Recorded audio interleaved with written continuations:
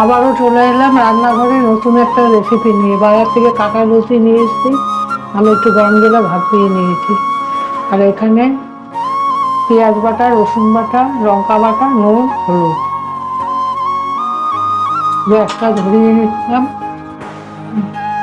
একটা পেঁয়াজ কেটে রেখেছি কুচি কুচি করে। কড়াই গরম হয়ে গেছে, কড়াইতে তেল দিয়ে দিচ্ছি। তেল গরম হয়ে গেছে, এবার পেঁয়াজটা দিয়ে দিলাম। পেঁয়াজটাকে ভালো করে একটু ভেজে নেব।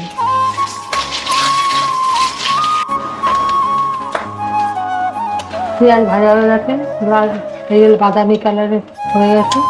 এবার মশলাটাকে দিয়ে দিন।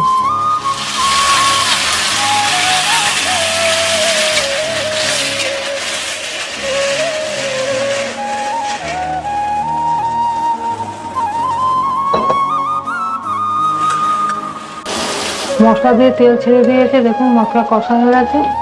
আমি এবার লতিটাকে দিয়ে দেব। মশলাটাকে ভালো করে মিশিয়ে হালকা একটু জল দেবো,